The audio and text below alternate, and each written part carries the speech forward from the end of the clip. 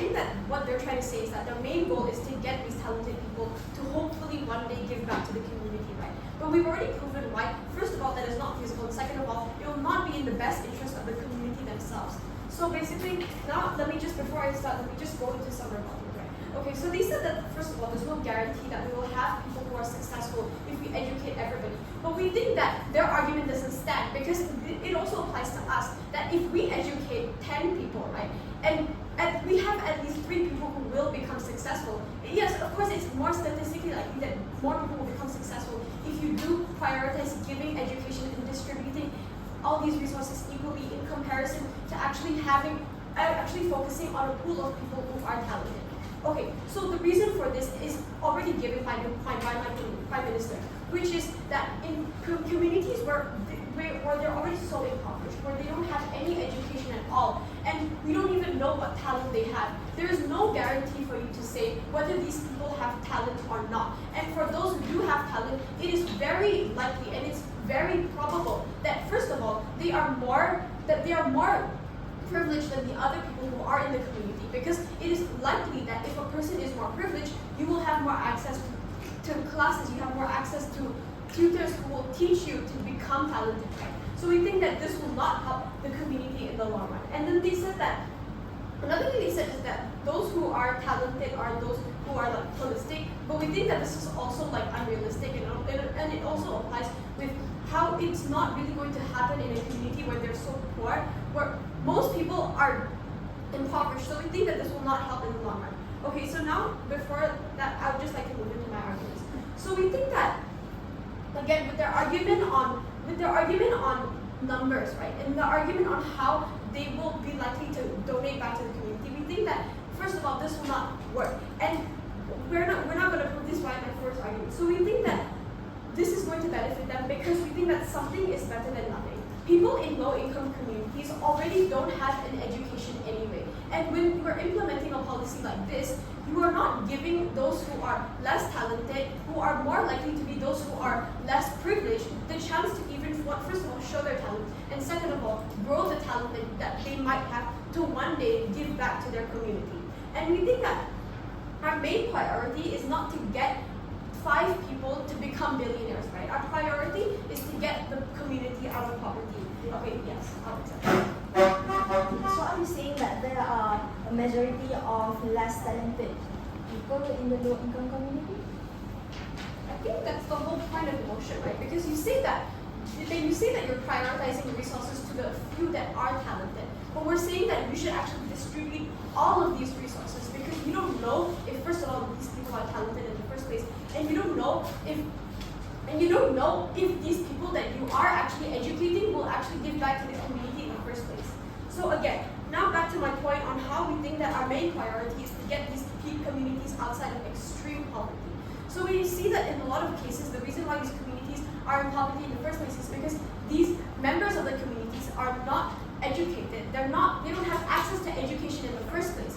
So we think that our main priority is to give education to everybody in the community, for them to discover talent that they might have, and for it to be more statistically likely for them to become successful and for them to actually give back to the community in the first place.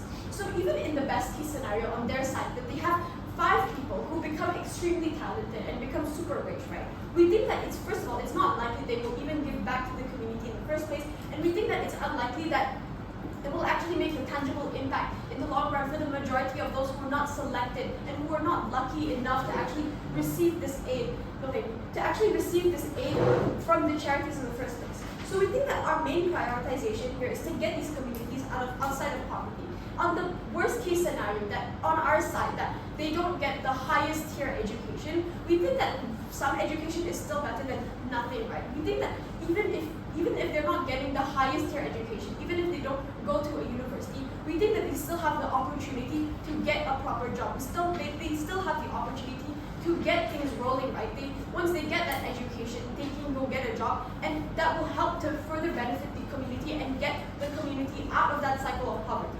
So that's why we think that actually having the strength in numbers and actually having education in comparison to having no education for those who are not lucky enough to receive it is much better and will actually benefit the community more in the long run. So what have I given you so far? So I've given you comparison of cases, right? So basically, the small amount of people who will be talented, but like, and we've already given you the case on what will happen to those who are not talented, right? And we've also given you the reason why we think that this will actually be the starting point of actually getting these communities out of poverty. So another thing that I will actually expand on right now is how we will get more funding in the first place.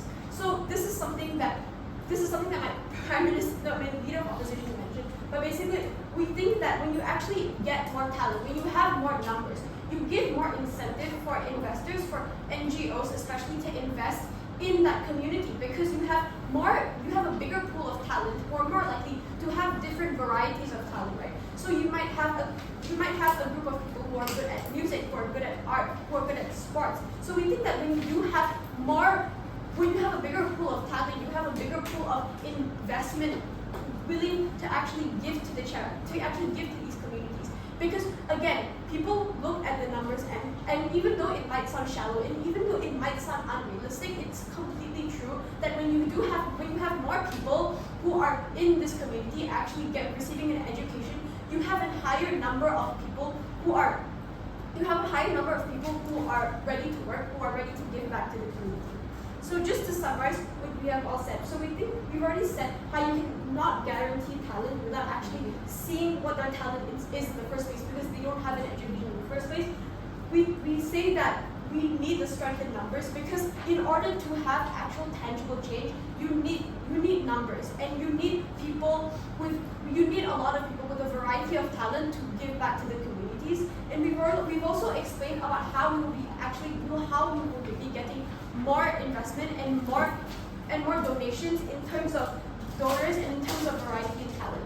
So we think that we shouldn't be fighting inequality with more inequality, and on the best case scenario, we should be prioritizing getting these communities out of poverty.